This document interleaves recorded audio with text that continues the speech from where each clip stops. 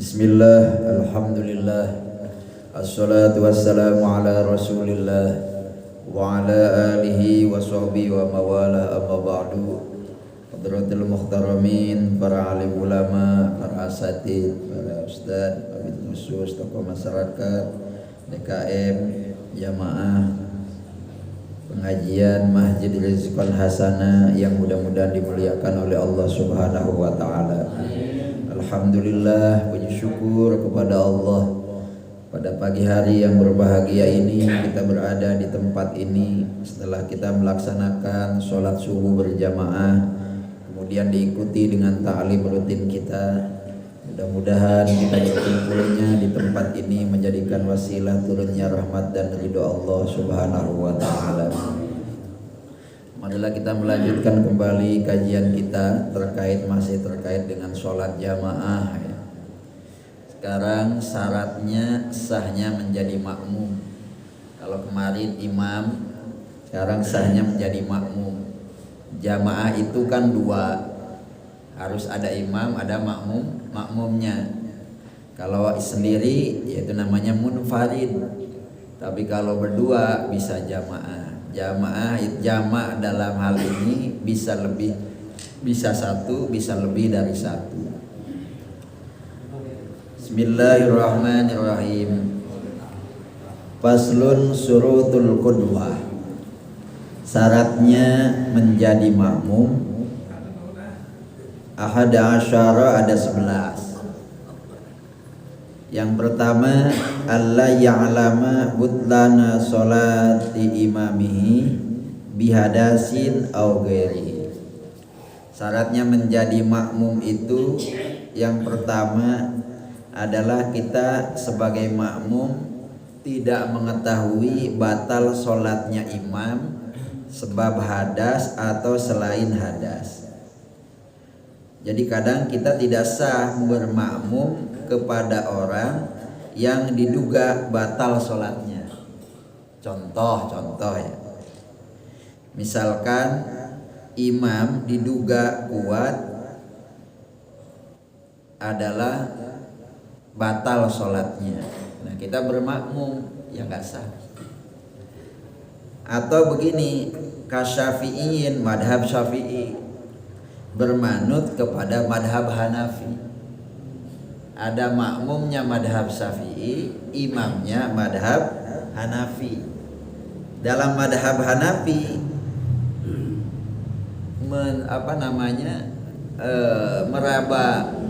meraba kemaluan itu tidak batal, ya, tidak batal. Nah, ketika disengaja dilihat palayasu iktil, maka tidak sah itu sholatnya.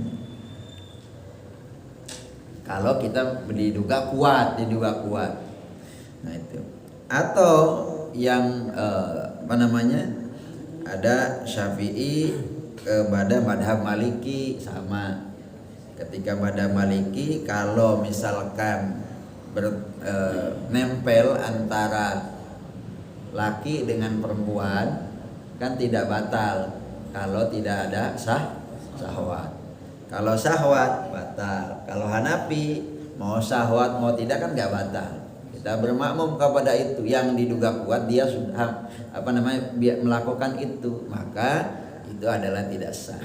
Kalau kita bermakmum, ini yang dimaksud, kita harus mengetahui secara yakin bahwa imam itu tidak batal gitu loh.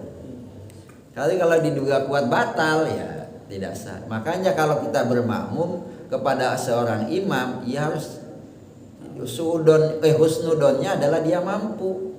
Kalau kita itu bacaannya nggak benar tuh, itu bacaannya salah, ya kalau kita bermakmum kepada orang yang diduga kuat adalah tidak sah, maka itu adalah tidak sah.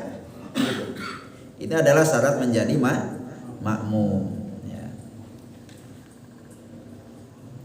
Kemudian harus ada niat makmum, niatul iktida, niat bermakmumnya. Kalau imam kan tidak harus, tapi kalau mendapatkan fadilah jamaah maka harus, maka makmum harus niat.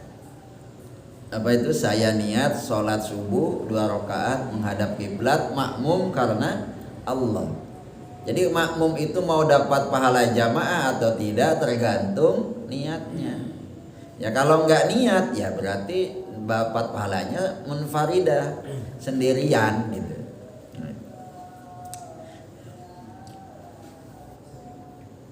Jadi niatul makmum atau niat bermakmum atau niat jamaah wajib kepada makmum.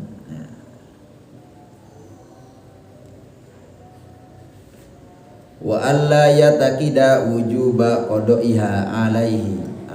Yang berikutnya adalah tidak boleh meyakinkan wajib kodoknya sholat terhadap imam. Contohnya begini, si imam itu melakukan tayamum. Melakukan tayamum itu karena tidak adanya air.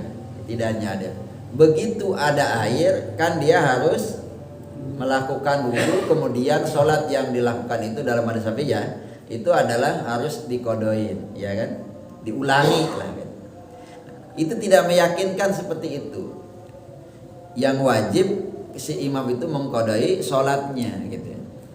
Jadi tidak boleh kita bermakmum kepada imam yang memang diwajibin nanti setelah sholat itu adalah dia akan melakukan qada. Jadi seperti itu. Kalau kemarin kan kalau kita bermakmum kepada orang apapun boleh kan? Ada orang sholat sunat kita bermakmum kepada orang yang melakukan sholat sunat, boleh, kita dapat pahala. Atau bermakmum kepada orang yang melakukan sholat jama' baik qashar maupun jama' takdim atau jama' takhir, boleh. Atau melakukan kepada orang yang lagi qada sholat juga boleh makmum. Dia kita dapat pahala makmumnya, imam itu urusan lain. Tapi kita mendapatkan fadilah jama'. Tidak harus kemarin stop, saya lagi sholat sunat, tidak harus begitu. Nah gitu. Nah itu jadi tidak boleh kita harus tidak meyakinkan bahwa si imam itu akan melakukan qada, ya itu. Nah, yakin maksudnya. Saya lihat tadi dia tayamum, misalnya itu yakin. Tapi kalau masih diduga nggak apa-apa. Ini bukan dimaksud bahwa tadi itu kalau di Mekah itu madhabnya apa ya? Hambali kan ya? Hambali. Kita Syafi'i bukan berarti tidak boleh, bukan.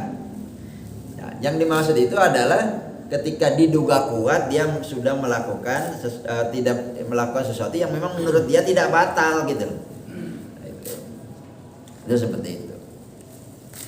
Wa alla yakuna ma'muman. Yang berikutnya adalah tidak ada dia itu adalah sebagai makmum.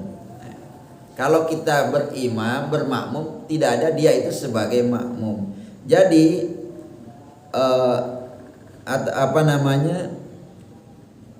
tidak sah kita bermakmum kepada orang yang ikuti kepada yang lain. Jadi kayak berantai gitu loh maksudnya. Saya imam, ada makmumnya. Nanti di belakang kok ada yang ikut kepada Pak Haji makmum misalnya. Nanti ada datang bermakmum kepada Pak Haji, yang Pak Haji itu ikut kepada saya. Itu begitu. Jadi tidak boleh. Jadi berantai kayak gitu. Nah itu tidak boleh bermakmum kepada dia yang menjadi makmum kepada orang lain. Nah itu. Ini penting. Ya, jadi jangan kayak kemarin kita habis makmum, ya. Nanti ada yang makmum lagi, gitu ya. Ya lanjutkan aja. Itu salatnya makmum.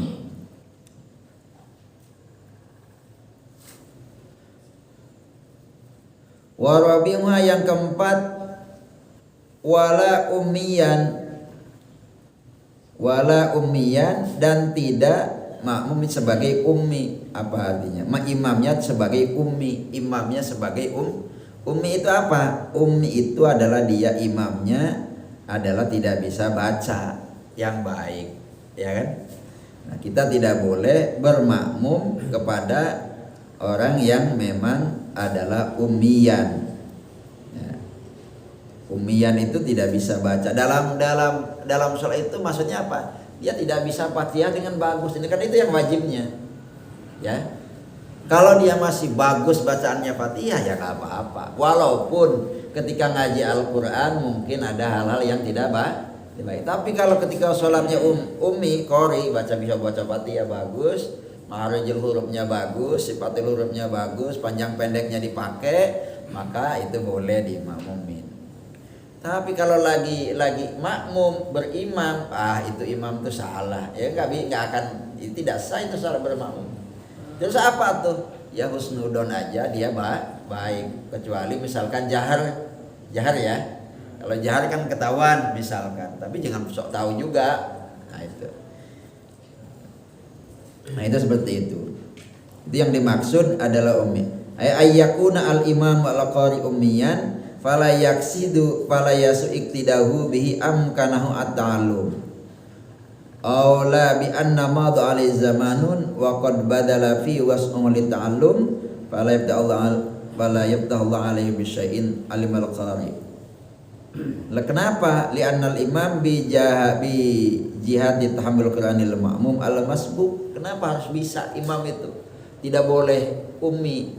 Karena imam itu terkadang kemarin menanggung terhadap bacaannya makmum, kan menanggung. Orang yang menanggung tidak bisa, apalagi yang bisa mau nanggung gimana? Mau makmum yang masbuk walaupun dia tidak bisa kan ditanggung oleh imam. Makanya kemarin kenapa harus kita jamaah itu? Salah satu padilanya adalah kita walaupun sholatnya mungkin ada sedikit yang salah, rukunya tidak baik, ininya nggak baik, bacanya baik, gara-gara jamaah itu adalah ditanggung oleh imam dan maaf diampuni. Maka sampai kapanpun niat belajar itu harus. Kiai juga begitu, belajar terus, tidak merasa dia pintar. Dulu ada namanya Mbah Abdul Karim Lirboyo ya, yang kemarin rame. Itu dengan Kiai Hashim Ash'ar itu kan dia berguru kepada Syekh Holil Bangkalan Madura itu. Beliau berguru, tapi saking pertemanan yang cukup bagus, begitu pulang Mbah Abdul Karim Lirboyo mampir dulu di Tebu Ireng mondok atau bersamaan belajar lagi dengan Kiai Hashim di situ. Lalu sama-sama. Itu adalah hormat menghormati, adalah sesama guru. Ulama itu begitu. Tidak ada yang menjelekkan, tidak ada yang merasa unggul, tidak ada yang merasa bagus sendiri, enggak. Imam Syafi'i itu kritis terhadap gurunya Imam Malik.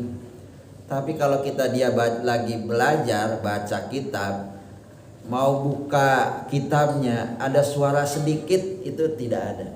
Jadi saking adabnya kepada guru, mau buka bunyi itu nggak ada. Itu Imam Syafi'i kepada imam. Tapi dalam satu hal kan berbeda pendapat kan antara Syafi'i dengan Maliki. Tapi adabnya masih dipakai. Kemarin malah guru dengan murid tidak boleh merokok, malah gurunya dipecat, ya kan? Ada murid kemudian buka baju sampai nantang gurunya. Itu miris anak-anak sekarang itu. Adabnya. Kenapa kita punya anak pengen dimasukkan ke pondok pesantren itu ya begitu. Kalau ilmu yang lain mungkin masih bisa di tempat yang lain, tapi kalau di pesantren ya adabnya ditata, rutinitas sehari-harinya ditata, ya minimal sholatnya, ngajinya itu ditata betul. Nah itulah. Tapi hati-hati cari pondok pesantren, harus selektif juga. Gurunya siapa, model karakter pesantrennya seperti apa, dia nyambung nggak, sanad gurunya itu nyambung nggak kepada Kanjeng Nabi Muhammad Sallallahu Alaihi gitu. Kemarin kita bicara tentang sanad itu, betapa pentingnya sanad guru itu. Karena kata Ibnu Sirin, innal hadzal ilma dinun, sesungguhnya ilmu itu agama. Pangduru amman ta'khudu dinakum, maka lihatlah dari siapa dia mengambilnya. Kita sholat aja kan memang kita diajarin, tetapi jujur saja kayak saya ini adalah mengikuti orang tua kita. Oh ternyata orang tua kita sholatnya seperti itu. Kalau habis sholat wiridannya seperti itu, kan tidak ikut siapa-siapa, ngikut kepada orang tua dulu, baru didalami ketika belajar. Ya gitu. Kamu itu harus begini. Karena zaman dulu ya, anak digeret oleh bapaknya ikut ke masjid, dibimbing maksudnya, tidak dibiarkan. Jadi melihat apa yang dilakukan oleh ayahnya, apa yang dilakukan oleh ibunya. Jadi melihat, ternyata sholat itu seperti itu. Ternyata shopnya seperti itu, barisannya seperti itu, takbiratul ihramnya seperti itu. Itu kan kita ngikut awal-awal sebelum ngaji mendalami. Jadi kadang itulah hasil daripada ulama-ulama dulu. Jadi ditransfer terus dari nabi ke sahabat, dari sahabat ke tabi'in, ulama mutaqaddimin, ulama mutaakhirin, barulah ke kita nyampe. Ya itu. Kan nggak bisa langsung kepada kanjeng Rasul, kanjeng Nabi. Itu. Wala ummiyan. Itu syaratnya lagi.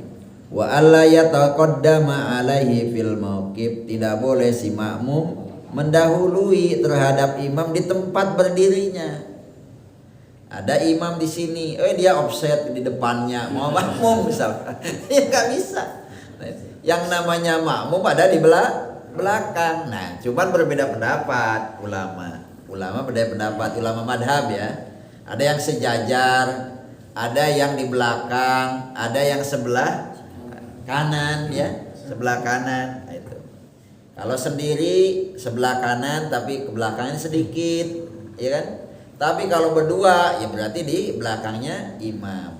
Ini maksudnya. Ini wa alla yataqaddama al-muqtadi alaihi fil mauqif. Tidak boleh mendahului si makmum terhadap imam di tempat imamnya itu berdiri. Walawi atamada ala akibahi wa qadama ahli lam yadur. Andaikan biarkan ia berdiri pas dekat tumitnya wa qaddama ahaduhuma, tapi salah satunya mendahului, tidak apa-apa. Katanya gitu ya. Laut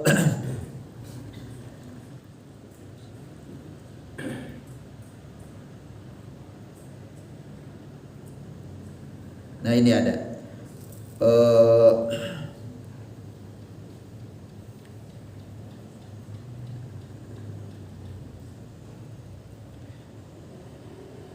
jadi gimana kalau ada orang yang ya ada imam kemudian di belakangnya nggak sah untuk melakukan sholat jamaah. Nanti kenapa? Karena batasnya jamaah itu kumpulnya nanti ada disebutkan. Ini sih. Wa ayyajtami'a fi masjidin, kita antara imam sama makmum itu harus kumpul dalam satu masjid. Satu masjid kayak kita nih. Ini imam, ini makmumnya. Gimana kalau misalkan di luar masjid? Maka antara shop akhir kepada yang itu tidak boleh lebih dari salah sumi'ati dira'in, 300 dira'. 300 dira' itu berarti 150 meter. Jadi kalau misalkan ada di luar, kok misalkan di ujung sana lebih dari 150 meter tanpa ada batas ya, tanpa ada tembok, tanpa ada, itu masih boleh nggak? Kalau di bawah 100 masih boleh, itu masih dianggap sebagai dia jamaah. Tapi kalau misalkan lebih dari 150 meter itu tidak dianggap. Jadi tidak dianggap sebagai jamaah. Artinya masih nyambung dengan imam. Ada imam di sini, tapi makmumnya di sono, masih disebut jamaah bisa. Selama dia masih dalam satu tempat. Nah, itu kan. Jadi itu seperti itu. Kan ada yang ada jamaah kita di bawah, tadi ada di loteng, masih bisa diikut jamaah. Kenapa? Masih ada tembusnya, masih ada terbukanya. Kalau misalkan tertutup rapat yang secara adat tidak disebut kumpul, ya tidak bisa dijadikan sebagai sholat jamaah. Ya seperti itu. Kalau antara makmum sama imam normalnya adalah ya itu segini, kurang berapa nih Pak? 1,5 meter ya. 1,5 meter bisa.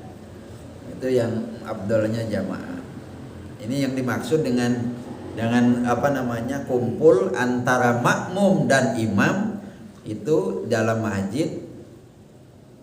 Kalau di luar masjid itu harus tidak boleh lebih daripada 150 meter atau 300 diro, 300 diro kira-kira. Ya, kena ukuran zaman dulu.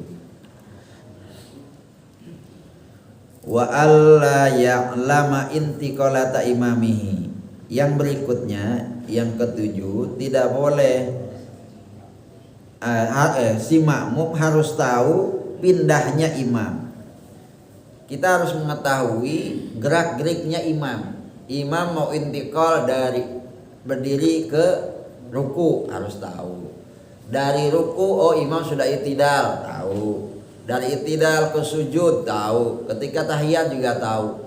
Saya di sana nggak kelihatan imamnya, tapi bisa melihat makmum yang ada di depannya. Saya tidak bisa melihat makmum yang ada. Ternyata masih ada mubalik yang bisa mendengar suaranya imam, kan adanya. Kan ada yang suka menyampaikan itu. Allahu Akbar, ternyata ada Allahu Akbar, gitu kan? Supaya ngerti. Nah, mubalik itu bisa jadi orang. Tapi sekarang ada juga mungkin pada saat ini adalah dengan TV, kan ada ya.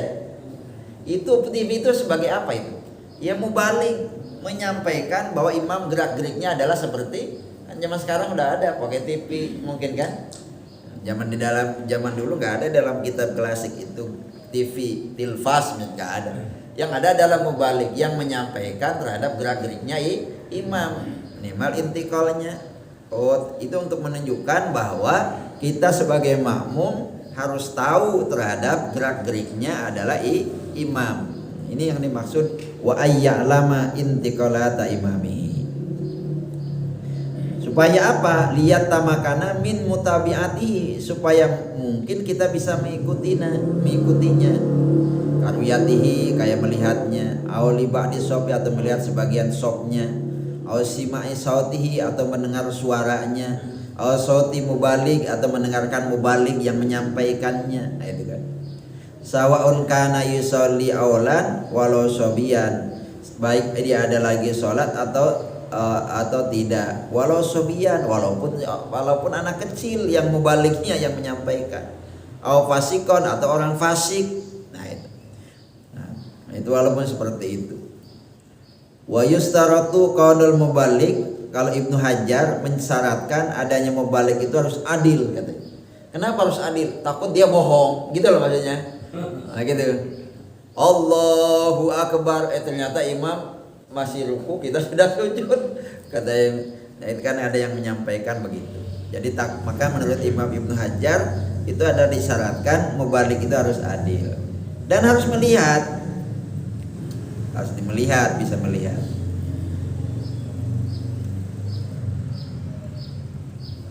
Qala Asnawi, rajulun yajuju kon imaman la makmuman wa huwa al-a'ma al-asam, yasihu ayyakuna imam li istiqlalihi bi af'alihi la muman. Menurut pendapat Imam Asnawi, laki-laki boleh adanya imam, tidak makmum, bahwa a'ma, sementara dia adalah imamnya adalah buta. Boleh, tapi kemarin tidak sempurna. Kalau masih ada yang bisa melihat, ya imam yang didahulukan, ada orang yang bisa melihat. Yang berikutnya wa ayyan wiyal qudwa wa au jamaah. Tadi ya disebutkan harus niat makmum, harus niat jamaah. Kalau tidak niat makmum dan tidak niat jamaah, maka dia tidak sah bermakmumnya. Wa ayyatawaffaqa nadma salatihima, dia harus cocok antara makmum sama imam dalam runtutan sholatnya. Maksudnya gimana? Yang ngikutin imam. Kalau imamnya ruku, jangan sampai imamnya ruku, saya mah mau sujud aja. Nah, itu nggak cocok. Yang namanya makmum kita harus mengikuti apa yang sudah dilakukan oleh imam. Ini yang dimaksud wa ayyatawafaqan, harus runtutnya harus tahu. Kalau imam ruku, kalau misalkan imam i'tidal ya i'tidal, kalau sujud ya sujud, kalau atahiyat ya atahiyat. Dia makmumnya tidak atahiyat awal, langsung berdiri. Ya kan ada yang gitu ya. Gimana kita sebagai makmum coba? Kalau misalkan imamnya tidak tahiyat awal langsung berdiri, makmum harus ikut. Subhanallah kan gitu kan? Salah kan? Imamnya masih bergeming aja, langsung dia berdiri lagi. Aduh, ya imam tidak bisa ya. Nggak bisa dikasih tahu ini ya. Gimana itu? Kita ngikut. Jadi ngikut apa yang dilakukan oleh imam. Kalau tidak ngikut batal jamaahnya. Itulah maksudnya. Jadi kalau misalkan imam lupa tidak tahiyat awal, berdiri, jamaah sudah subhanallah, masih tetap aja. Ya, subhanallah, masih tetap aja. Dia berdiri. Apa yang dilakukan oleh makmum adalah ikut terhadap imam. Kalau mau sah jamaahnya. Ya. Kalau mau parokoh, kita nggak punya fadilah jamaah gitu loh. Nanti pertanyaannya nanti setelah selesai salat jamaah. Pak Imam, tadi kenapa makmum sudah subhanallah 3 kali tapi masih kekeh aja bergeming kayak? Nah gitu. Nanti imamnya pasti menjawab atau mungkin saya lupa, bisa jadi ya. Saya berpegangan. Ada yang mengatakan begini, kalau kita sudah berdiri tegak, itu kan hukumnya wajib, bener nggak? Sementara tahiyat awal itu adalah tidak wajib, maka saya tidak boleh turun lagi, gitu kan? Nah gitu. Akhirnya saya tetap terus melakukan untuk berdiri. Nah, nanti sebelum salam diganti dengan sujud sahwi. Nah, si makmum ikut juga. Kalau makmumnya melakukan sujud sahwi, ikut. Ini yang dimaksud, apa yang dilakukan oleh imam harus diikuti oleh makmum. Sujud sahwi, ya ikut sujud sahwi. Sujud tilawah ini kadang ya. Ada orang imam bacaan misalkan baca surat sajdah. Misal dalam surat Al-Alaq kan wasjud waqtarib. Tahu-tahu sujud, tepugu-pugu sujud. Ya kan? Artinya nggak tahu. Ini namanya orang nggak tahu makmum mungkin pada ini imam kenapa ya langsung sujud, nggak ruku nggak itidal, bingung dah imam makmumnya berdiri aja kan gitu.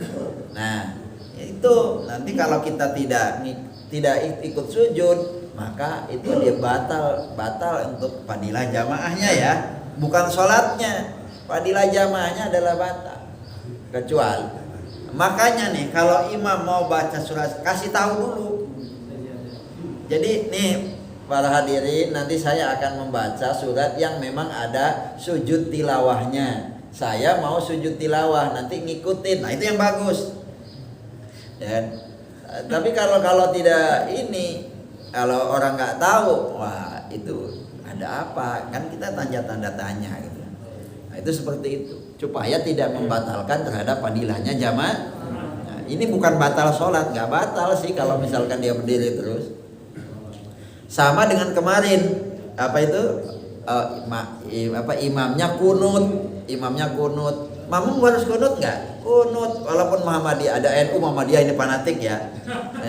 Yang imamnya misalkan Muhammadiyah, makmumnya kebetulan orang NU yang harus kunut. Imamnya tidak kunut, saya kunut aja sendiri misalkan. Enggak juga. Kita harus mengikuti imam yang tidak, atau sebaliknya imamnya kunut, makmumnya tidak kunut karena saya tidak melakukan kunut misalkan.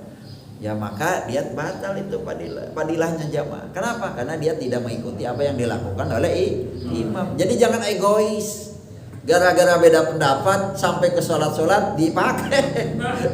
Dulu ada Abu Yahamka dengan Idam Khalid ya, kan itu Abu Yahamka ngikutin apa yang dilakukan Idam Maulid. Idam Maulid juga mengikuti apa dilakukan Abu Ya'ka. Jadi begitulah tradisi ulama itu kalau ngerti mah. Jangan sampai beda pendapat, masjidnya jadi beda. Nah, saya mau ke masjid ono aja dah. Saya mau nggak usah. Selama masih dalam tahapan furu'nya. Kecuali kalau tahapannya akidah itu lain soal, ya. Kalau makanya kenapa ngaji ini kita ngaji 4 madhab ini, ngaji apa yang supaya apa? Supaya mengerti. Tapi kalau sudah bermadhab kepada satu, kita madhab Syafi'i, nggak usah mencelok gitu loh maksudnya. Apa ya? Nggak usah pindah. Ternyata ringan di madhab Hanafi hari ini, besoknya Syafi'i, besoknya Maliki, ya kan? Itu adalah tala'ub bil madzahib. Apa? Bermain-main dengan madhab, nggak boleh. Karena pasti dalam satu madhab itu ada ringannya, ada beratnya gitu.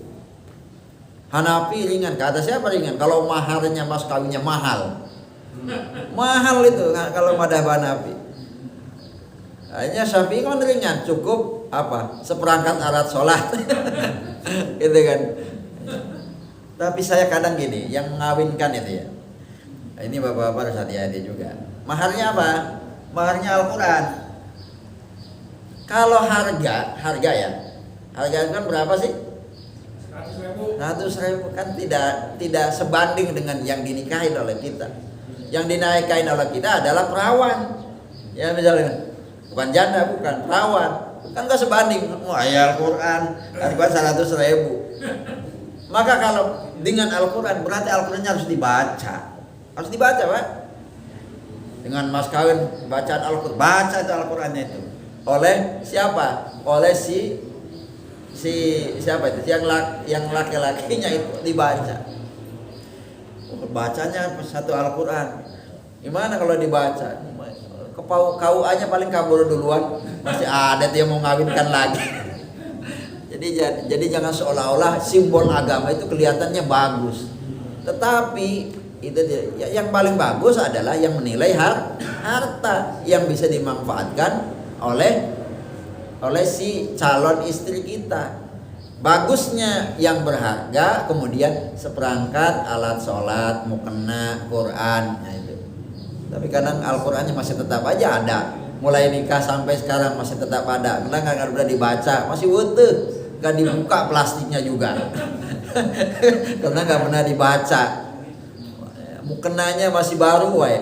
Kadang pakaian yang masih tetap baru itu satu mukena, yang kedua sarung atau koko, gitu kan.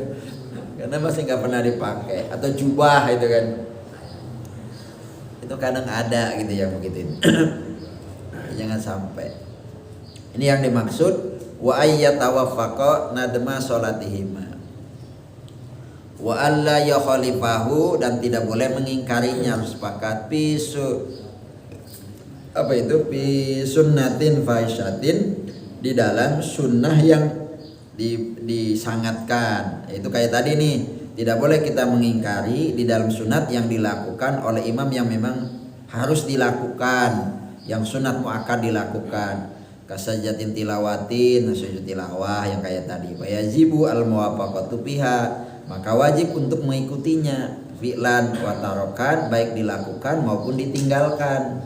Sujud sahwi, nah itu kan sujud sahwi, nah itu harus. Wa idza fa'alahu al imam bal yajuju lil ma'mum, bahkan boleh kepada makmum idza fa'alahu al imam ayatrokahu, melakukan sesuatu yang dilakukan oleh imam untuk ditinggalkan. Wa yaqumu amidan walakin yusanalu al audu idza kana ki amidan. Yang tadi ya. Nah, ini adalah, jadi ada berapa? Ada 11 ya ketika kita mengikuti bermakmum itu. Jadi ada syaratnya sama dengan yang dilakukan oleh imam. Jadi harus paham apa yang kita sebagai makmum terhadap kondisi yang dilakukan oleh imam. Jadi kalau sama-sama tahu enak, makmum tahu, kemudian imam tahu, ya itulah hebatnya berjamaah itu. Sehingga dengan kecocokan antara rakyat dengan imamnya kan menjadi sesuatu yang serasi. Itulah tujuannya jamaah. Jamaah itu untuk apa? Untuk syiar, bukan untuk mencari perbedaan, gitu loh. Itu syiar. Maka syiarul Islam itu kelihatan di dalam jamaah. Kalau ada satu masjid misalkan jamaahnya banyak, kemudian dalam setiap sholat fardu pun itu tandanya masjid itu adalah makmur, tandanya adalah masjid itu bagus. Tapi kalau masjidnya adalah sepi, masjidnya aja yang megah, mentereng tapi jamaahnya nggak ada, buat apa? Jadi ada masjid yang memang setiap sholat tidak hanya di sholat yang malam ya, maghrib, isya atau subuh, tapi ketika sholat duhur, ketika sholat asar itu banyak jamaahnya, itu berarti makmur masjid itu. Tapi kan kadang kita kalau yang paling banyak itu adalah ketika jamaahnya adalah sholat maghrib, paling banyak itu jamaahnya itu. Padahal yang paling besar pahalanya adalah ketika melakukan sholat subuh, apalagi sekarang subuhnya jam 4. Itu kan, karena subuhnya kan ada jam 4 10 menit kan sudah subuh. Biasanya itu. Kita jangan kalah sama teman-teman di luar kita. Ada di teman luar kita non muslim itu bangun jam 3 udah pada bangun, walaupun dia melakukan aktivitas yang lain, lari pagi itu mereka udah sebelum subuh udah pada itu kan, dan macam-macam. Kita ya tahajud dulu, sholat hajat dulu, yang baru kita ke masjid. Kemarin kalau yang bagus itu sholat sunat itu adalah yang bagus di rumah ya. Jadi di rumah mau sholat tahajud, mau sholat hajat, itu yang paling bagus adalah di rumah. Nanti ke masjidnya atau ke musholanya adalah melakukan sholat fardu berjamaah. Itu.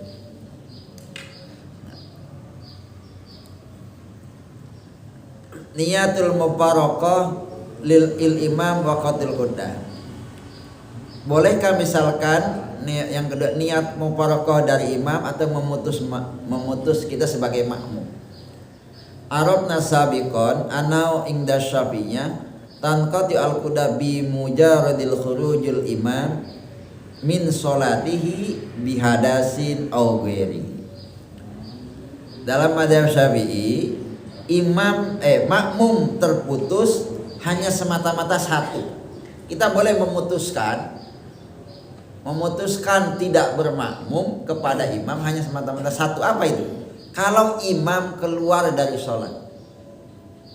Kalau misalkan tidak ada hal itu, maka tidak boleh kita memutuskan antara makmum sama imam, gitu loh.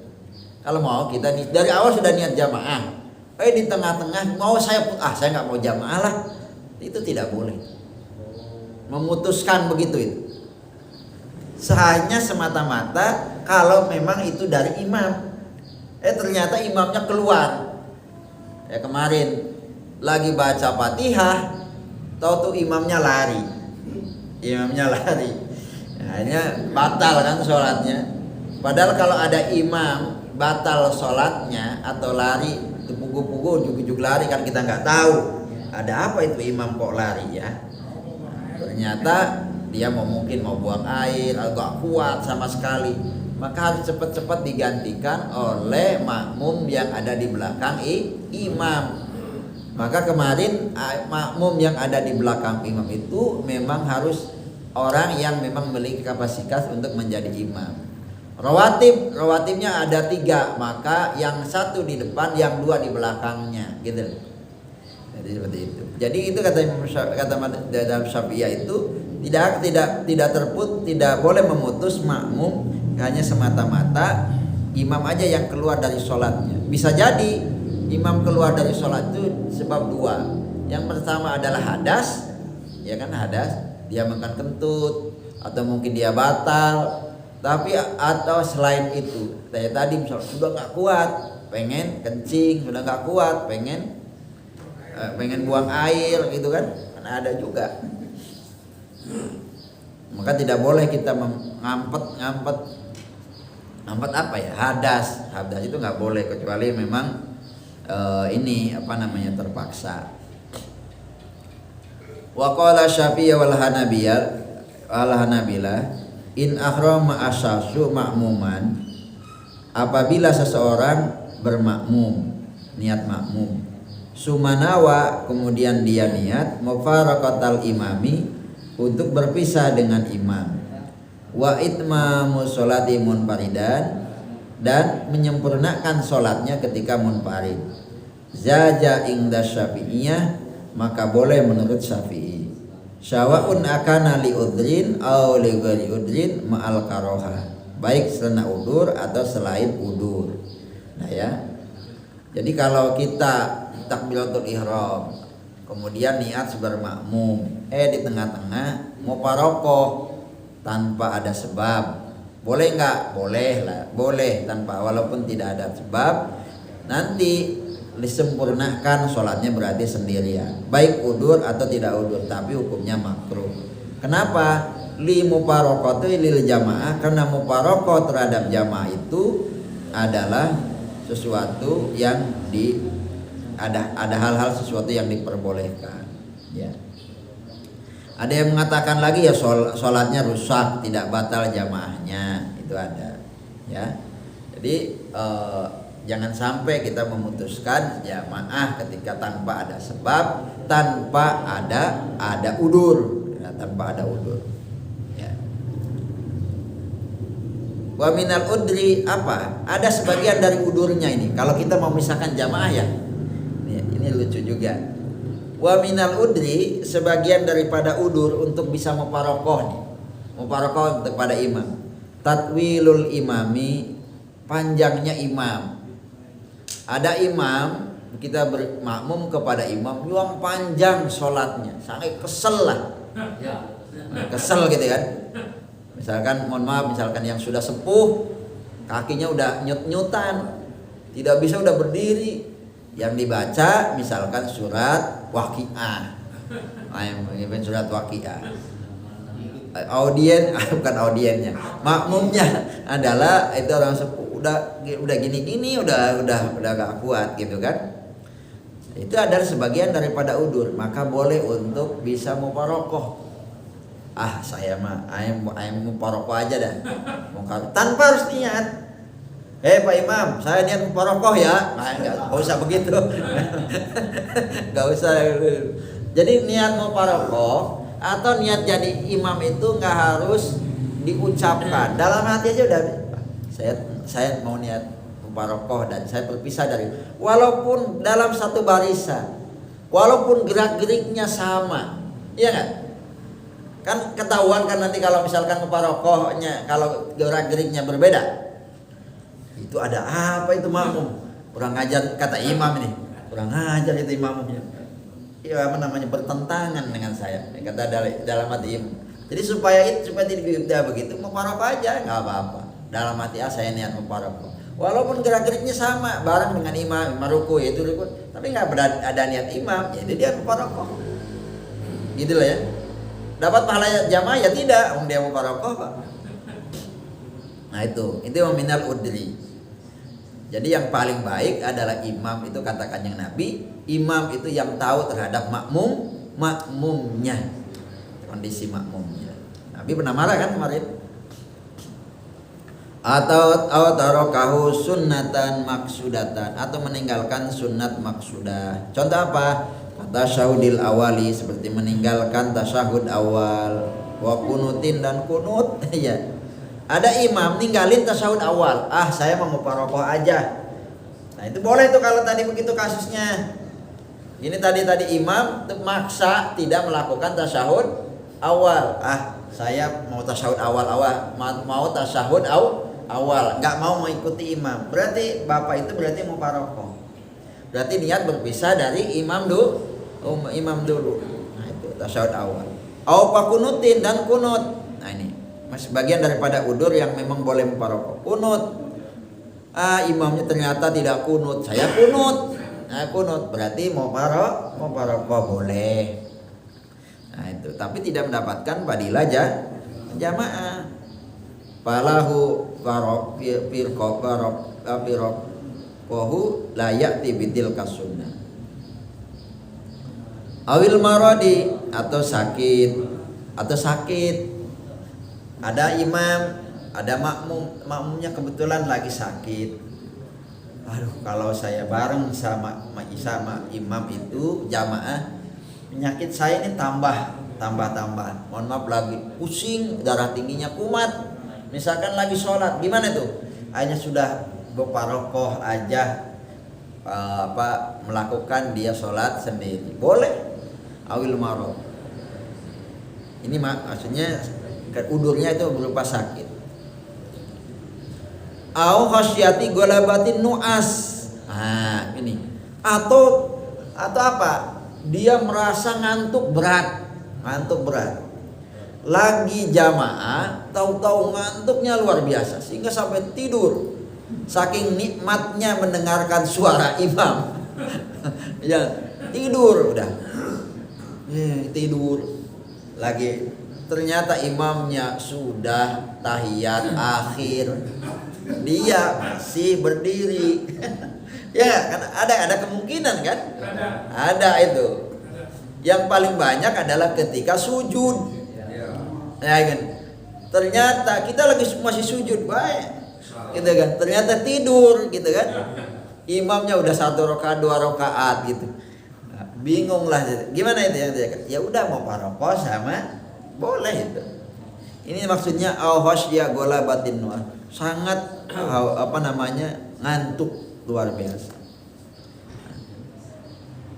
Au khaufi fawati malihi nih, atau takut harta bendanya hilang. Contoh banyak yang begitu. Kita kan lagi perjalanan, kayaknya di daerah situ copetnya pinter-pinter, malingnya pinter-pinter, naruh tas, ya sambil kan naruh tas tuh. Ini saya kebetulan jamaahnya lama. Ini saya kalau lagi sholat tas saya dicuri. Misalkan, kalau kita khawatir harta kita hilang, maka boleh tuh untuk muparokoh dari imam. Muparokoh boleh. Artinya kita melakukan sholat sendiri. Kalau orang ekstrim, kenapa itu nggak berjamaah? Nanti berjamaah aja. Kalau nanti hartanya nggak akan apa-apa, ya itulah menghormat agama ya.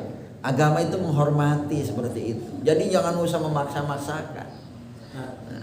Iya, gimana kalau seumpama ada ini nih acara di masjid. Iya. Kan ada ibu-ibu tuh. Iya. Ada ibu-ibu. Terus masuklah waktu zuhur. Komar.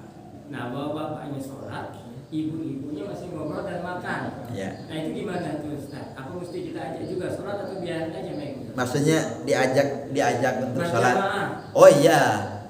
Kalau itu kewajiban kita untuk sebagai memberitahu untuk bisa melakukan sholat jamaah. Sholat dulu maksudnya. Sholat dulu. Jangan ngobrol. Iya. Gitu. Jangan. Kalau kita lagi waktu sholat, maka semua aktivitas harus berhenti. Kita dianjurkan untuk mengajak. Andainya, saya enggak, ya tahu diri, jangan di masjid. Mungkin ibu-ibu saya mungkin mau sholat di rumah, mau sholat ada sesuatu, mungkin bajunya kotor atau apa. Tapi kalau orang lagi sholat ngobrol sampai keras gitu, tidak dianjurkan seperti itu. Berarti tidak menghormati orang yang lagi sholat. Kalau bahkan orang ngaji Al-Quran, ngaji Al-Quran bagus nggak? Bagus. Ngaji Al-Quran itu bagus. Kalau sholat sudah berkomandang, itu ya udah berhenti dulu ngaji Al-Qur'annya untuk bisa mempersilahkan orang untuk melakukan sholat. Jangan egois. Seperti itu. Kalau misalkan ibu-ibu tadi ngobrol, jadi tidak dianjurkan seperti itu. Tapi kalau masih tetap seperti gimana kalau lagi pengajian ini ada orang ngobrol terus-terusan gimana? Ya. Kalau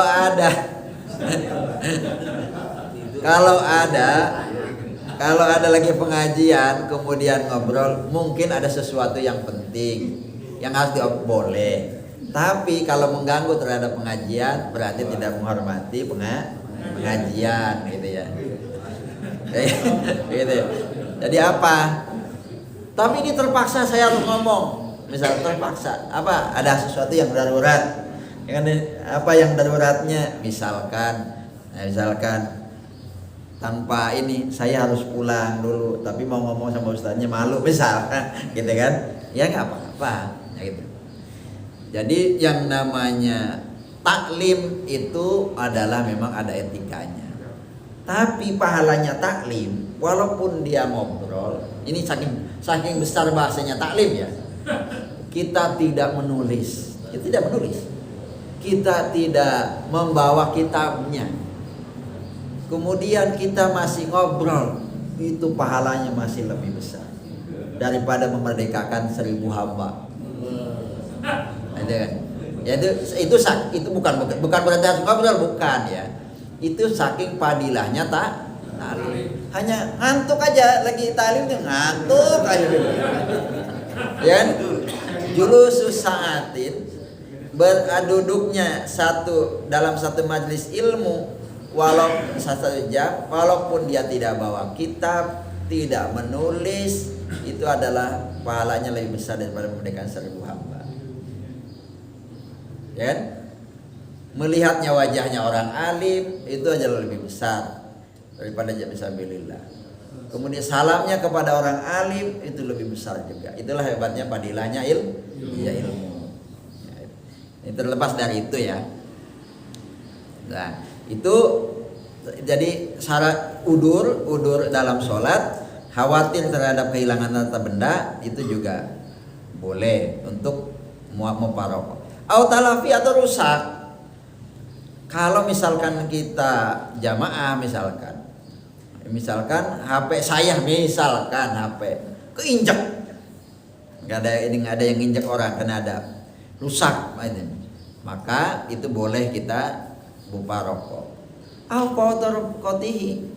Atau ketinggalan temannya. Ketinggalan temannya.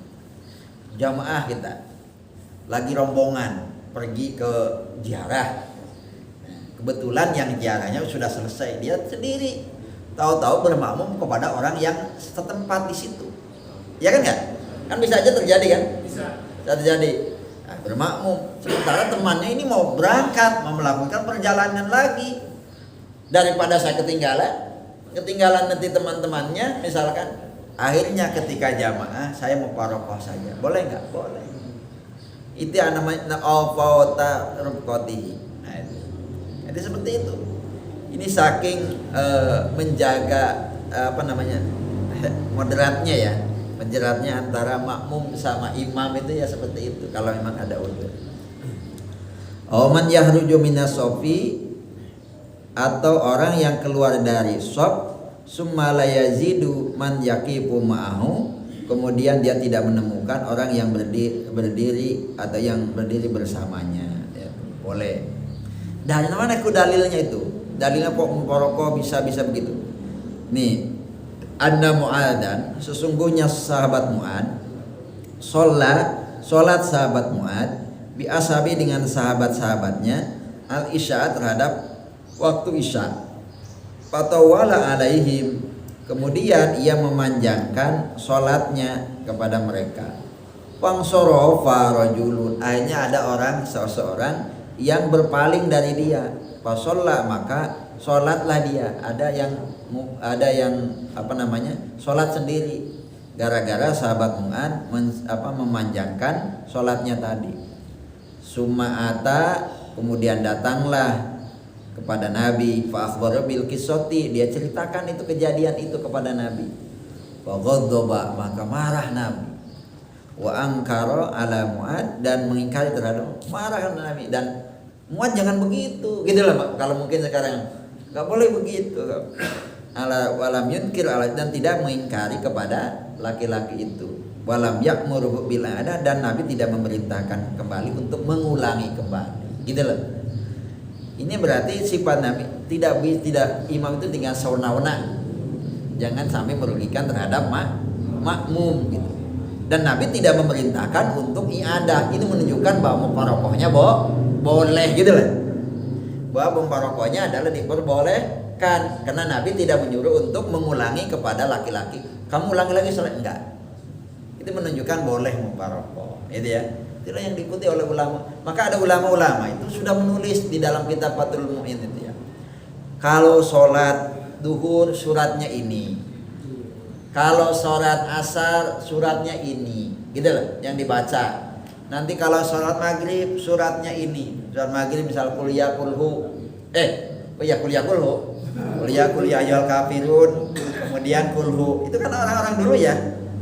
Kenapa? Karena maghrib itu adalah waktunya sempit, maka dia memperingan itu bacaan suratnya.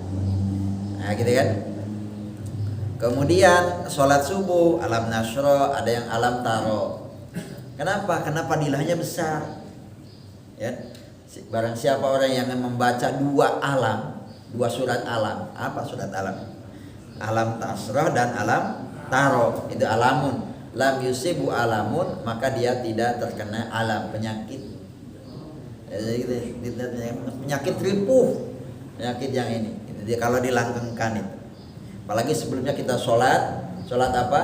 Sholat kok lebih bagus daripada dunia dan seisinya itu. Jadi ada memang ulama-ulama itu yang mengikuti itu. Walaupun dia bisa hafal, kan dulu ada sahabat yang hafal ketika mengimami di Masjid Kuba. Itu yang di Masjid Kuba itu. Lalu apa yang dilakukan? Dia hanya baca qul huwallahu ahad aja terus. Qul huwallahu. Akhirnya ketika sholat ini qul huwallahu ahad lagi. Qul huwallahu sholat al-ikhlas itu. Cerita lah makmumnya kepada itu sahabat itu tapi bacanya qul hu. Dipanggil oleh Nabi, panggil. Kenapa? Kamu malah jawabnya enteng. Ya Rasulullah, ana uhibbuha. Saya senang ya Rasulullah. Saya senang ya. Oh, tadkhulul jannah bi hubbiha. Kamu masuk ke dalam karena kamu menyenangi apa yang kau senangi itu. Itulah hebatnya. Nabi enggak dengan ini kamu masuk surga dengan gara-gara apa yang dia senangi. Nabi ridho. Itulah Nabi mengatakan orang akan masuk surga bersama orang yang disenanginya. Yang disenanginya Pak. Kita cinta kepada Nabi, maka kita akan masuk surga bersama Nabi. Pak Haji cinta kepada istri kita, maka kita akan masuk surga bersama istri yang mana nih kata Pak Haji? Itu yang mana? Ya itu yang mana lagi ya? Kebetulan kita punya istri lebih dari satu. Ya, yang mana nih? Ya, kalau disenangi semua ya tiga-tiganya. Tapi kan ada juga pernah ditanya. Ya, iya. Kalau udah cinta istri pertama walaupun meninggal jangan kawin lagi ya. Mestinya begitu. Karena kalau kawin lagi nanti disuruh milih. Tapi kan gitu kan. Maksudnya nanti di surga itu mau sama siapa? Istri yang pertama apa istri yang kedua? Kan pernah ditanya Nabi. Ya kan? Iya. Kalau suami istri salah satunya kan meninggal gitu ya. Iya. Jadi kalau dia berganti pasangan lagi kemudian meninggal di akhirat apa duplikat istrinya. Enggak ya tadi tuh. Kita disuruh milih. Ini apakah istri yang pertama, apakah nanti istri yang kedua. Yang ini disuruh milih. Saya mah kalau milih kan pengen dua-duanya kan. Kalau bukan pilihan itu kalau dua-duanya. Maka nanti bersama istri yang kedua. Jadi yang memang kita meninggal pengen punya istri sampai akhir hayat, gitu kan? Sampai kita dicabut roh kita bersama istri kita. Jadi di surga itu nanti ya widadari itu ya istri kita yang paling cakep. Hebatnya widadari, ya hebatnya widadari kan dalam hadis itu. Telunjuknya aja kalau keluar itu bisa silau matahari dengan satu telunjuk. Masya Allah ya. Orang jamaah pahalanya 70 bidadari. Masya Allah. Telunjuknya itu bisa sinarnya matahari redup tuh kan satu telunjuknya bidadari. Masya Allah betapa jadi tidak bisa dibayangkan mala ainun ra'at wala udunun sami'at. Jadi seperti itu Pak. Itu kalau saya cerita itu apa namanya berarti orang masuk surga dengan apa yang disenangi. Apanya? Sholawat yang banyak. Itu cinta kepada Nabi. Kita akan bersama hadisnya itu ma'amman ahbabtaha. Almar'u ma'amman ahbab. Seseorang itu adalah bersama orang yang dicintainya. Beritanya juga dulu ada seorang bedui gitu ya. Orang bedui, orang alas, orang kampung. Nabi lagi pengajian begini. Tahu-tahu datang, ada duduk itu. Tanya sama Nabi, "Mata sa'ah? Kapan kiamat?" Pada Nabi dengan suara keras, "Mata sa'ah ya Rasulullah." Akhirnya dipanggil sampai 3 kali, "Mata sa'ah, mata sa'ah." Kapan kiamat? Kapan kiamat? Akhirnya Nabi nembalin, "Mada a'dadta?" Terus apa yang sudah disiapkan kamu kalau kiamat itu terjadi? "Ya Rasulullah, lastu katsiran minas." Saya enggak banyak salatnya, enggak banyak. "Walau lastu min shadaqatin." Saya tidak banyak sedekah enggak sedikit, salat juga sedikit, paling fardu doang, sunat enggak adanya. Tapi apa? Saya senang kepada Allah, senang kepada Rasulullah.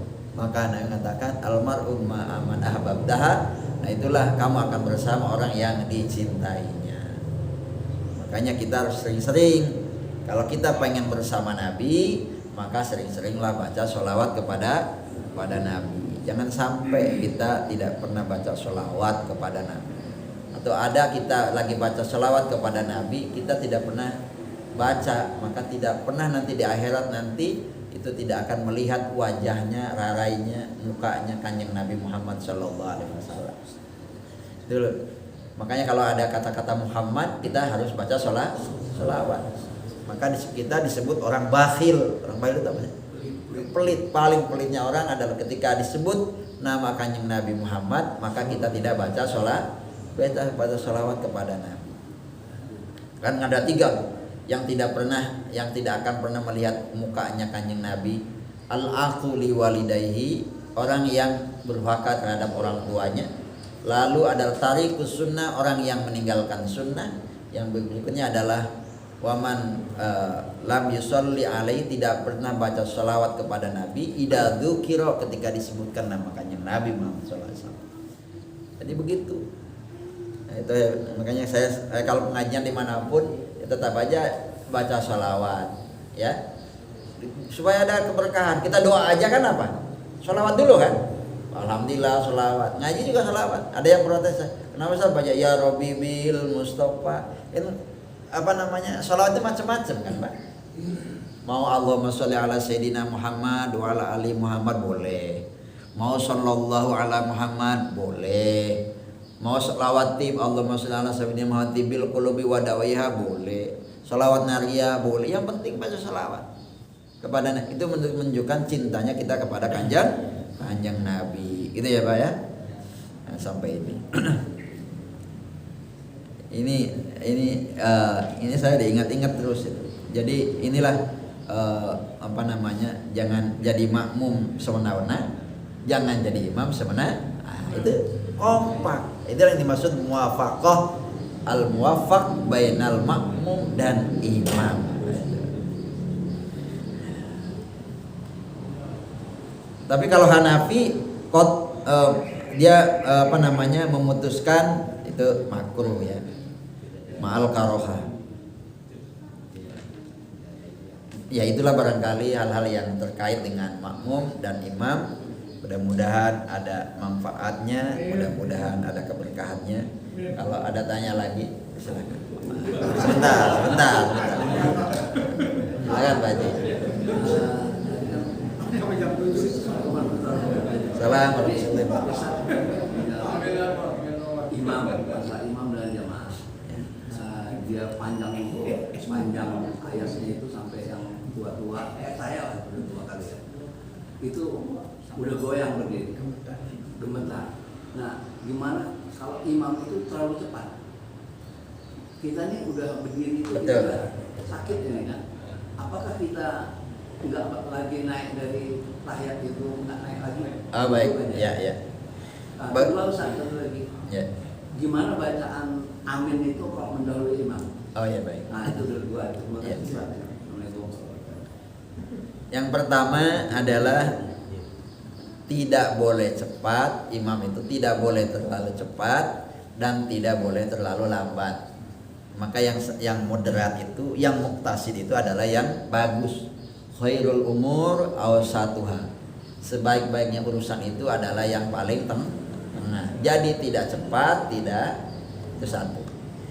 Yang kedua, kalau terjadi misalkan terjadi kok cepat, sementara kita udah nggak kuat, maka mengikuti posisi kuatnya. Misalnya Pak Haji lagi tahiyat, ya, tapi udah nggak kuat, akhirnya nggak bisa berdiri, maka Pak Haji nggak usah berdiri, langsung duduk lagi. Berarti sholatnya sambil duduk. Jadi kalau kita lagi sholat, kondisinya kemudian penyakit mendadak sakit, jadi lakukan apa yang ketika dilakukan itu. Kan kalau sholat, kalau uzur tidak berdiri, misalkan bisa untuk duduk. Kalau tidak bisa duduk apa? Berbaring. Ya, terlentang, kedipan mata, kayak itulah. Jadi itu bisa dilakukan ketika kondisi apapun. Di rakaat pertama saya bisa berdiri, tapi rakaat kedua duduk. Saya kuat lagi di rakaat ketiga, ya berdiri lagi boleh. Atau sediakan kalau misalnya yang kursi ya, ternyata kita bisa berdiri, kursinya ditinggalin berdiri. Nanti kalau di rakaat kedua saya kondisi boleh itu. Tapi kalau pakai kursi diusahakan orang-orang yang memiliki kursi ditaruh di pinggir gitu ya. Supaya apa? Supaya tidak mengganggu resop yang lain. Kalau ada dua, kanan kiri, jangan diredesin, jangan dibarengin. Kalau dibarengin repot kan nanti. Jangan dibarengin. Jadi itu nanti kalau bareng semua, nah itu jadi kayak rapat nanti kayak gitu. Itu jadi kanan kiri. Gitu. Isinya ada kursi untuk orang yang sakit, ada ya. Banyak yang wakaf itu banyak deh yang begitu. Ini butuh, karena butuh untuk namanya kondisi sudah itu. Yang kedua tadi baca apa teh? Kedua teh.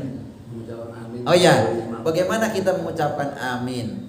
Ya, amin itu mengucapkan amin itu hukumnya memang sunnah ya. Bagaimana bacaan amin itu? Bukan amin, salah itu. Karena dalam itu ada 3 makna. Amin.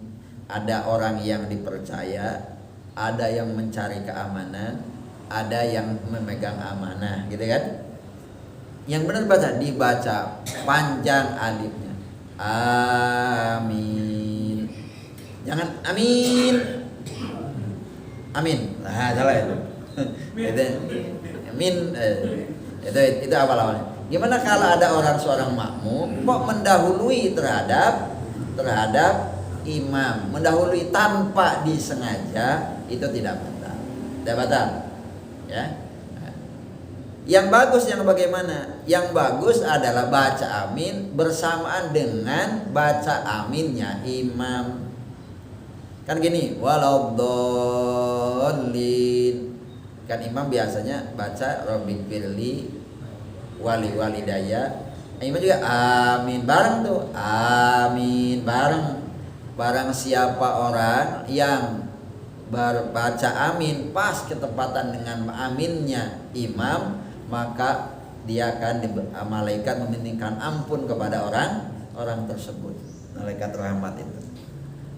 Jadi begitu. Kalau tidak disengaja mendahului terhadap aminnya imam, tidak apa-apa. Tapi kalau diulang-ulang, itu kan, diulang-ulang sengaja, nah itu bisa menjadi batalnya jamaah. Bukan batalnya sholat ya, bukan batalnya sholat, tapi padahal padilahnya gitu loh.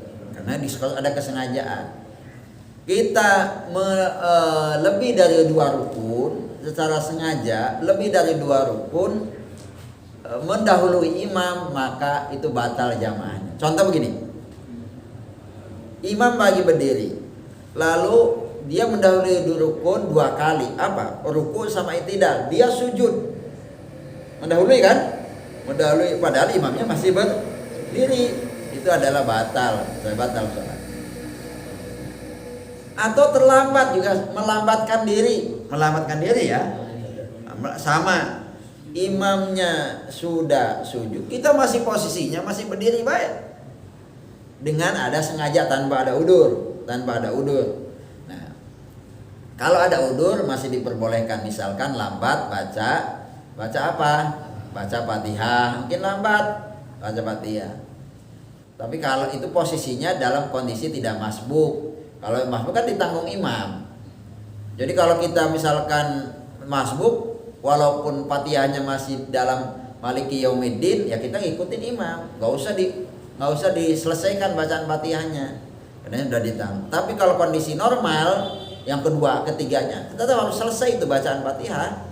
Nggak boleh tidak selesai. Kalau tidak selesai, maka nanti ditambahin nanti 1 rakaat setelah sholatnya imam. Gitu. Jadi dianggap itu tidak masuk rakaat. Itu Pak Haji ya.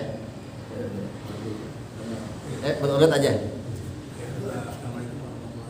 Assalamualaikum. Mengenai niat sholat. Ya. Pernah kejadian dalam perjalanan saya berangkat ke Ipan itu pada suatu tempat itu sholat zuhur. Sudah sholat zuhur, kakak Ipan ini naik dan bilang, ini zuhur ya. Nah ternyata dia niatan sholat asar Pak Ustaz. Itu gimana Pak Ustaz? Oh iya. Kembali atau?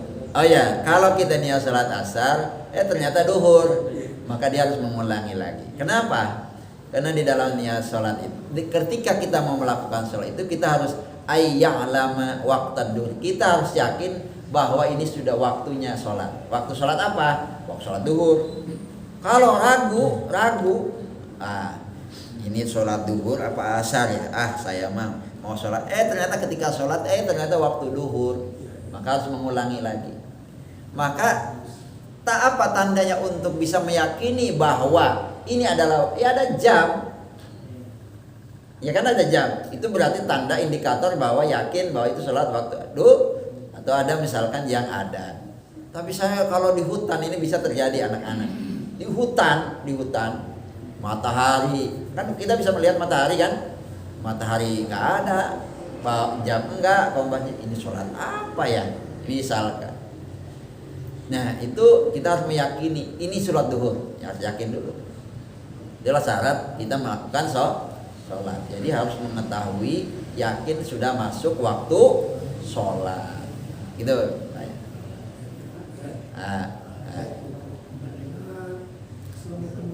Assalamualaikum warahmatullahi wabarakatuh. Tadi Bapak menjelaskan masalah niat kan? Yeah. Itu niat sholat itu apa perlu dilakukan? Ucapkan atau tidak? Iya deh Pak. Ya. Niat sholat itu ada yang mengatakan harus, ada yang tidak. Ini lihat dulu ya. Kalau misalnya madhab Syafi'i kan niat itu harus. Bisa tidak niat itu sunatnya di lisan, tapi wajibnya dalam hati, ya kan? Karena di madhab Syafi'i itu supaya membantu terhadap niat yang ada di dalam hati, maka diucapkan usolli dengan kata usolli itu. Nah, usolli fardhu dhuhri dan seterusnya. Nah, itu adalah sebagai membantu terhadap niat yang ada di dalam hati. Kalau mengucapkan usollinya adalah sunat ya di dalam hadis itu. Nah, jadi tidak harus diucapkan gitu ya. Dan tidak harus usolli. Kan ada orang nggak mau usolli kan? Ya, ada yang kalau saya nggak usolli itu nggak ada. Ya bagi yang pada Hanafi ya udah. Kita Syafi'i tetap aja usolli. Tapi ketika niat itu tetap harus dalam posisi takbiratul ihram. Allahu Akbar. Nah, sambil Allahu Akbar itu niat sholat. Kalau misal kan sebelum usolli belum itu hanya membantu ketika pengen takbiratul ihram itu sudah niat di dalam hati. Nah ini tuh. Saya niat sholat fardu, kan di dalam niat itu satu harus niat menentukan kata-kata fardunya dan menentukan waktunya. Saya niat sholat fardu duhur, fardu karena Allah. Cukup itu. tanpa saya niat. Kalau yang lengkap, saya niat sholat fardu duhur 4 rakaat menghadap kiblat fardu karena Allah kan. Nah, itu yang lengkapnya. Tapi kalau kita niat sholat fardu duhur fardu karena Allah mau, itu sudah sah. Kok tanpa menyebutkan rakaat ya sudah jelas kok. Orang duhur 4 rakaat kalau kondisi normal gitu kan. Itu maksudnya begitu. Sudah jelas, nggak usah disebutkan menghadap kiblat lagi, kita menghadap kiblat, gitu kan? Nah, ini lengkap. Jadi begitu, Allahu Akbar. Nah, barnya itu pas udah selesai niat kita. Nah, itu seperti itu Pak ya. Ayo Pak. Nah. Mau tanya Ustaz terkait dengan maksa, ada Hambali, ada Hanafi, ada Syafi'i. Iya. Syafi'i. Ya. Terkait dengan maksa ini, tanggung jawab seorang tua terhadap anak itu kan tertawa Pak Ustaz. Iya gimana? Ada seorang bapak umpamanya Syafi'i, kemudian anaknya Hambali. Oh iya, oh kita berbeda mahal gitu ya. Cepat. Iya, beda. Kita punya keluarga, asal jangan beda agama saja ya. Repot gitu. Kita punya keluarga itu adalah beda madhabnya. Anak saya yang pertama madhabnya Syafi'i, bapaknya Syafi'i ya, oke cocok. Yang kedua Hanafi, anak ketiga Hambali, yang keempat Maliki, yang kelima Syiah. Alhamdulillah ya. Jangan sampai itu kan. Nah, itu bagaimana tahu? Tidak apa-apa. Selama betul-betul dia taat terhadap madhabnya itu sendiri. Karena kita dalam ahli sunnah wal jamaah itu kita berpegangan kepada, kalau dalam konteksnya fikih, maka kita berpegangan kepada salah satu dari madhab 4. Satu Hanafi, Imam Syafi'i, Imam Maliki, Imam Syafi'i, kemudian Imam salah satu, tapi betul-betul konsisten terhadap madhabnya gitu loh Pak. Kita tidak menyalahkannya, tapi betul-betul. Dan jangan menyalahkan, nanti keluarga bapak ini Syafi'i, ayo ikut saya, nggak usah. Jadi yang sudah dilakukan memang dulu ya udah nggak usah memang itu sudah ininya kan. Nah, jangan memaksakan untuk berpindah madhab, itu yang nggak boleh. Bukan berarti tidak melarang madhab. Yang tidak boleh itu memaksakan seolah-olah madhab dia adalah benar. Nggak boleh kan. Jadi kebenaran mutlak itu hanya milik Allah. Karena itu adalah ijtihad. Namanya fikih itu ijtihad semua itu. Jadi ijtihad itu. Nah, kalau ijtihad itu berarti tapi ada landasan hukumnya yang jelas. Yang satu tahiyatnya bapaknya begini, tapi yang ini begini. Dalam satu keluarga misalkan gitu kan. Ya, nggak apa-apa. Tapi kan kalau nggak kompak itu nggak apa-apa gitu kan. Kalau nggak kompak itu seperti seolah-olah ada yang ganjal ya, Pak. Selama itu masih dalam koridor alisun, pertanggungjawaban selesai, Pak. Nggak apa-apa. Selama masih dalam koridor ahli sunnah wal jamaah gitu kan. Wal jamaah.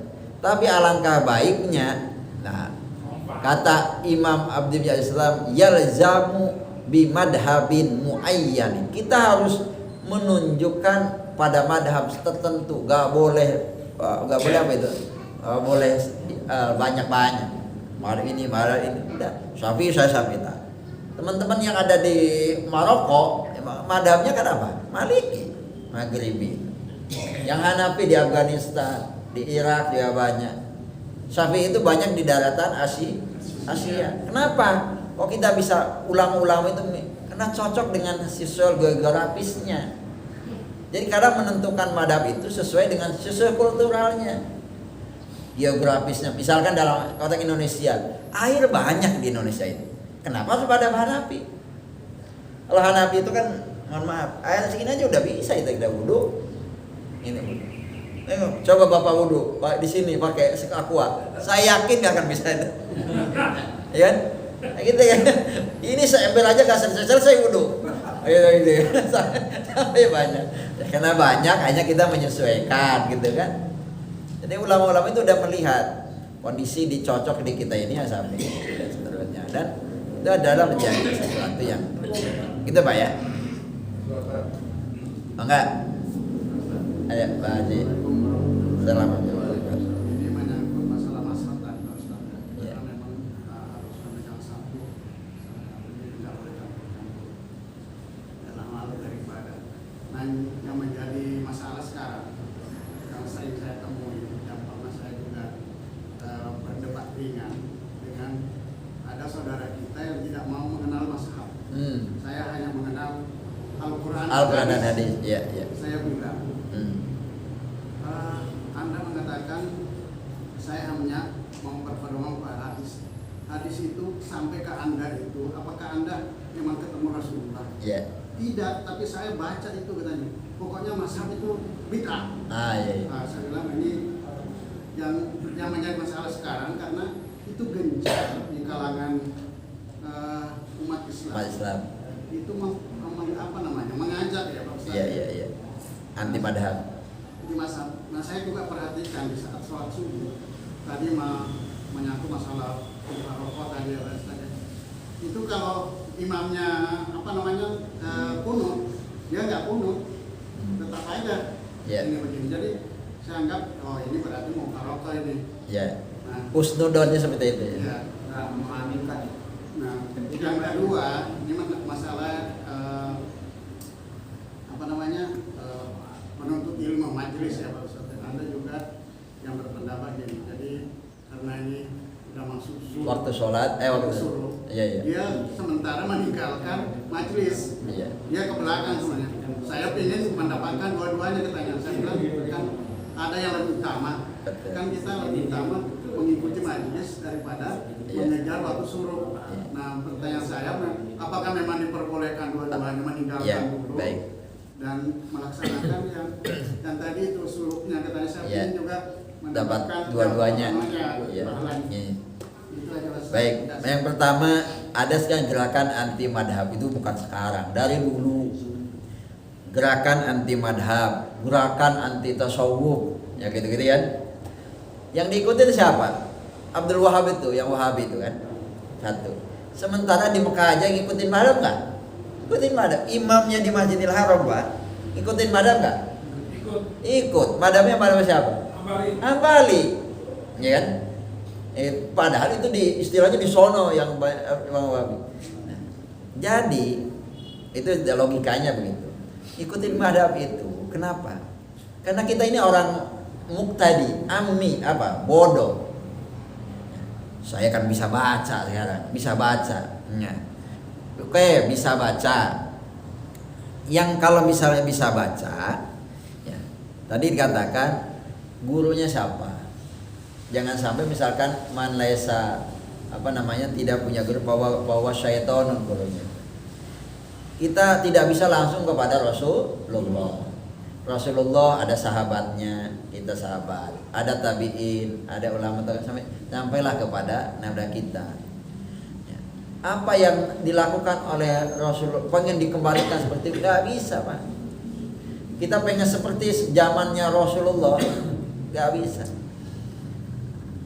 Katakanlah misalkan dalam ini kita mengikuti apa yang dilakukan oleh Rasulullah, mau jalannya, mau pakaiannya. Padahal dalam sunnah itu ada yang tasri, ada yang ghairu tasri.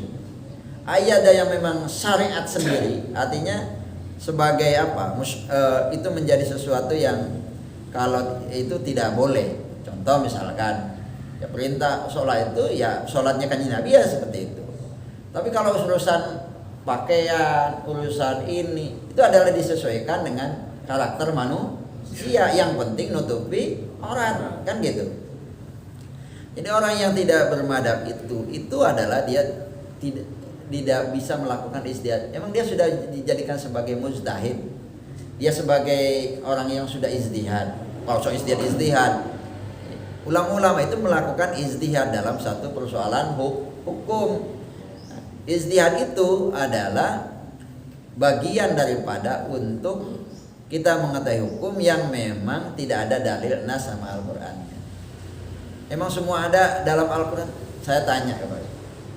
Emang sholat itu ada di dalam Al-Qur'an? Sholat takbiratul ihram, kemudian sujud, ruku, ada nggak? Ada. Yang ada hanya perintah sholat, aqimus sholat. Tapi bagaimana sholatnya? Bagaimana sholatnya harus begini, harus begini? Kan ada hadis. Hadisnya shollu kama ra'aitumuni usolli. Nah, tidak ada orang yang melihat sholatnya Nabi itu dari depannya kanjeng Nabi, pasti dari belakang. Ya, nggak ada. Ternyata sholatnya di depan ya. Enggak. Nah itu kadang yang membedakan. Caranya Nabi ada yang takbirnya begini, ya kan? Ya. Ada yang begini, ya. Ada yang jangan sampai begini doang ya. Ada yang di atas pusar, ada yang begini, ya. Isinya apa itu masalah furu'iyah, selama bukan masalah dan tahu dia dalilnya. Tapi dalam konteks misalkan ya, dari dulu saya pegang ya begini, ya tetap begini aja, nggak usah berubah. Gara-gara itu ada imam baru misalnya, nggak harus begitu. Nah itu satu. Yang kedua, pertama ngaji. Tidak hanya itu Pak Haji. Kita ngaji sholat maghrib, ba'da maghrib ngaji. Sholat isya itu wajib, ini yang wajib ya. Sholat isya itu kan wajib. Begitu kita masuk sholat isya, apakah pengajian itu harus berhenti lalu kita sholat isya dulu? Pertanyaan itu tidak. Kenapa? Karena ngaji itu adalah juga wajib. Itu ngaji itu wajib Pak. Maka tolabul ilmi faridot, kata-katanya faridoh. Faridoh itu adalah sangat wajib. Tidak tolabul ilmi wajibatun, itu masih biasa itu. Tapi tolabul ilmu faridotun, fardun itu masih biasa juga. Tapi kalau sudah faridotun ala kulli muslim itu berarti wajib. Nah, wal muslimah. Isyraq itu hukumnya apa? Sunnah. Masa mendahulukan yang sunnah daripada yang wajib? Saya kan pengen dapat dua-duanya. Itu lebih mengungguli daripada isyuruk. Maka ada ini keutamaannya orang alim itu lebih baik daripada 1000 orang ibadah. Ibadah ngempor kayak ternyata lebih bagusnya orang Kenapa? Karena yang nama ibadah butuh ilmu. Ibadah tanpa ilmu ditolak, nggak diterima. Makanya setan paling sulit menggoda orang yang berilmu daripada orang yang ibadah. Gitu loh. Jadi dalam ta'lim kan ada gitu. Jadi gitu. Nah, itu saya pengen boleh dua-duanya, tapi jangan sampai juga menghilangkan yang lebih besar. Nah itu begitu. Gimana kalau ya kalau bagusnya berhenti dulu. Kan gitu. Ya bagusnya kan ada yang begini saking ininya. Berhenti dulu sholat ta'lim lalu sholat isya, nanti dilanjutkan lagi. Ada yang begitu ada? Ada juga kan ya. Tapi biasanya kalau sudah begitu malas kan. Begitu. Jadi bubar, pokok gak ini, gak itu hilang walaupun boleh. Yang sebelah sini dan sebelah sini. Ini gak suruk-suruk jadinya ini. Balik lagi ke imam dan makmum. Iya. Nih saya minta pendapat baiknya. Iya. Nih pada saat koma. Itu kapan imam itu maju ke posisinya? Maksudnya koma itu apa maksudnya? Komat. Oh, komat. Pada saat komat dikumandangkan. Ya. Nah, kapan baiknya imam itu maju ke posisinya? Oh, gitu. Itu pertama. Ya. Nah, pada saat iqamah, nah itu siapa yang paling utama yang berhak sebagai tertib untuk merapikan dan mendiamkan jamaah? Oh iya. Nah, yang ketiga, jarak antara imam sama makmum sebaiknya itu berapa jarak? Baik. Yang pertama, kapan imam maju ketika mau sholat jamaah? Ketika dibunyikan, yang gitu ya. Ketika dibunyikan adalah qad qamatis shalah. Kenapa? Allahu Akbar, Allahu Akbar qamatis shalah itu berarti berdiri sholat. Itu yang kalau bicara baik ya. Bicara baik, tapi bukan berarti harus enggak. Bicara baik maju. Begitu dia qomat maju ke depan nggak apa-apa. Tapi kalau bicara baik ketika, karena itu perintah. Qad qomati sholat. Itu yang pertama. Yang kedua, siapa yang lebih berhak untuk mengatakan bahwa luruskan shaf, itunya siapa? Karena imam sebagai pemimpin, maka pimpinan itu yang harus menyerukan. Sayyidina Umar bukan menyerukan untuk lurus shafnya, tapi bukan ucapan, pedang, Pak. Pedang. Kalau misalkan tidak lurus, coba apa itu pedang? Bisa lagi. Gitu kan? Itu saking ininya Sayyidina Umar. Itu. Jadi yang lakukan adalah, ya kalau sekarang udah peleot, habislah lututnya semuanya. itu Sayyidina Umar. Umar itu luar biasa. Luruskan, bukan pakai ucapan lagi, langsung pakai perbuatan. Itu untuk menunjukkan istawu suku pakum fa inna taswiyata suku min tamamis sholat. Karena itu kan bahasa Arab ya. Di bahasa Indonesia kan lebih bagus, luruskan, rapatkan sebagai keutamaan daripada berjamaah, itu kan lebih bagus. Itu menyerukan itu seperti sambil lurak lirik. Nah, imam itu posisinya lurak lirik. Siapa tahu ada yang muda, ada yang tua. Itu kan melihat ternyata makmumnya banyakan yang tua, maka percepat tuh sholatnya. Banyakan yang muda. Ini kan kebalik kadang. Kadang kebalik kalau yang muda pengen cepet, kalau yang tua apalagi. Itu kan gitu. Yang ketiga apa tadi Pak? Jarak 1 meter setengah. Ya, 1 meter antara imam sama, tapi tadi tidak boleh lebih, tidak boleh lebih daripada 150 meter. Ini imam di sini, makmum dari sono itu masih sah. Jamaah. Sah jamaah ya, bukan fadilah jamaah ya. Sah jamaah, sah. Tapi kalau sudah di atas 150 meter, Pak Haji rumahnya mana? Sono ya. Itu sudah lebih nggak dari 150 meter. Nah, kalau masih di situ masih boleh nggak di teras tuh? Masih boleh itu. Maka ketika sholat Jumat, ya kan? Tapi itu tidak bagus, fadilah jamaahnya kurang. Tapi kalau sah jamaahnya masih sah. Sholat Jumat, karena ada yang saya telat, itu masih sah sholat jamaahnya, gitu kan? Tapi alangkah baiknya bagusin dulu. Maka kan yang kalau di Istiqlal kan tadi juga kan ada askarnya ya, boleh itu ada askar. Ayo maju dulu sebelum, baru setelah rapi dimulailah. Itu rapihnya seperti itu, bagusnya ya. Iya. Itu lagi ya. Kita mau jalannya mau sholat jamaah akhir. Jamaah akhir atau jamaah takdim. Kadang puasa. Kan belum. Pas datang itu udah asar gitu. Apa kita dahulukan berjamaah sholat asar yang sebelumnya atau sholat jamaah sendiri gitu. Ya, baik. Yang pertama sholat jamaah ya. Sholat jamaah itu dua, ada jamaah takdim, ada jamaah takhir. Kebetulan kita mau jamaahnya adalah jamaah takhir. Maka di tengah perjalanan kita sudah harus niat melakukan mau sholat jamaah takhir ketika di waktu sholat duhur itu. Sholat asar saya mau niat jamaah takhir, sholat asarnya nanti dengan duhur.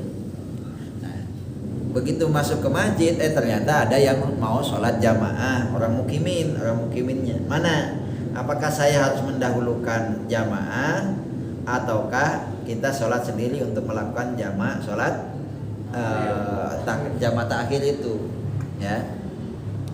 Kalau dalam madhab Syafi'i kita jamaah apa itu? Jamaah takhir aja. Karena kita belum sholat duhur kan. Tapi kalau kita bisa kita mengikuti terhadap imam itu yang lagi sholat itu, kan dalam madhab yang lain kan boleh mengikuti mengikuti terhadap imam yang lagi sholat normal.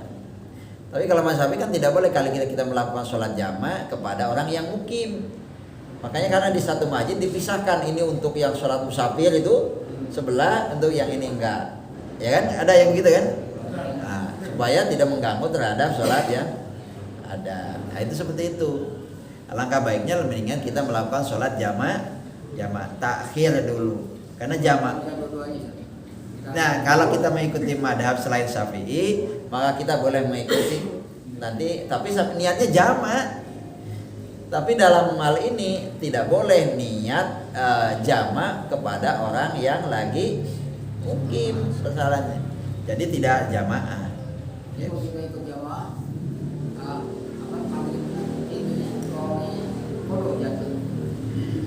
Nggak kodok, niat jama saja. Iya, niat jama. Tapi bareng gitu kan di situ. Nah, ada yang mengatakan boleh. Tapi kalau pada Syafi'i tetap harus sendiri. Kenapa? Karena dia belum melakukan sholat. Daripada kodok kan lebih bagus jama kan. Nggak boleh kodok itu. Artinya kalau kondisi tidak terpaksa. Ya. Bagusnya adalah saya mau kodok aja. Ya nggak bisa. Kita sudah ada perintah untuk diringankan oleh Allah. Mau jamak takhir apa jamak takhir, monggo. Mau kosor, sudah jamak kosor lagi. Nah, yang boleh itu kenapa? Lagi sholat Jumat. Mohon maaf Pak ya. Kan ada yang bolehkan Pak.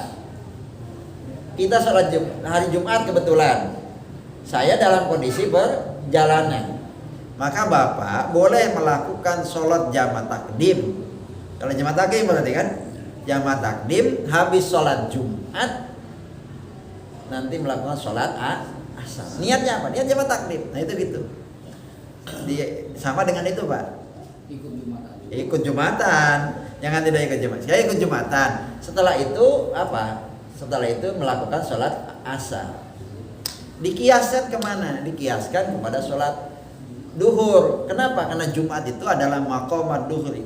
Karena Jumat itu adalah menempati posisi sholat duhur. Itu boleh. Jadi Bapak juga boleh begitu. Nah, itulah kalau jamak takdim. Jadi sholat Jumat bareng kan pasti bareng sama imam. Nanti setelah itu bisa melakukan sholat jamak takdim, yaitu sholat asar. Tapi begitu assalamualaikum imam langsung kita, nggak boleh dipisah dengan sholat sunat yang lain. Begitu. Iya, ngapain niatnya sama. Saya niat sholat Jumat bersama sholat jamak takdim misalkan. Itu disatuin ketika sholat itu. Apa makmum apa ya makmum biasa sebagaimana biasa. Nah itu seperti itu. Gitu. Pertanyaan bonus terakhir. Pertanyaan terakhir. Iya. Ya saya masih mengganjal di pikiran saya. Kalau kita mati kan dikubur, kemudian ada malaikat munkar nakir. Dia tanya, man robuka, wa man nabiyuka dan seterusnya. Tapi pertanyaannya adalah, apakah dia akan bertanya, mahu marjimuka, apakah referensimu? Oh gitu, maroji. Iya maroji. Ya. Apakah ada referensinya? Ya itu. Kenapa tidak marobuka? Itu sudah tidak akan ditanyakan lagi. Ya, kenapa tidak akan ditanyakan lagi?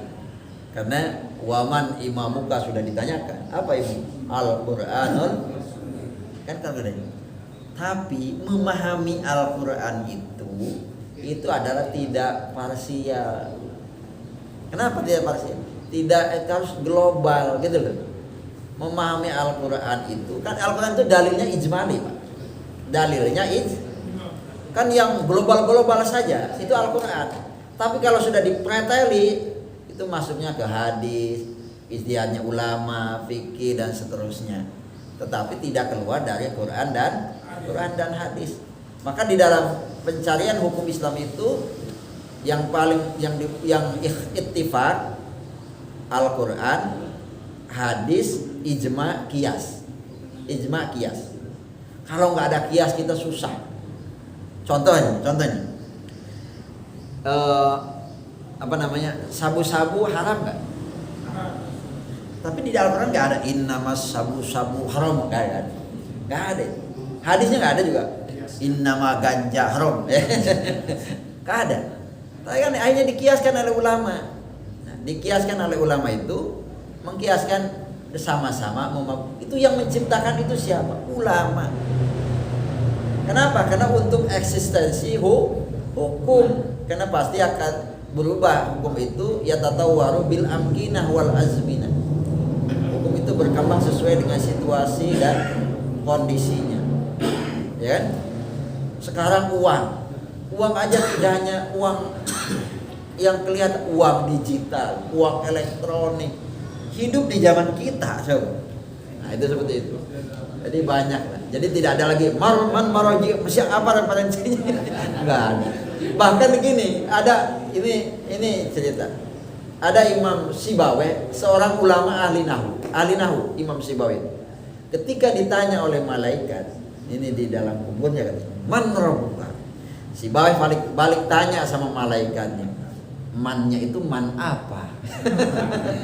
Itu mannya man mausul apa man syarat? Saking pinternya ilmu nahu ke bawah. Malaikat bingung.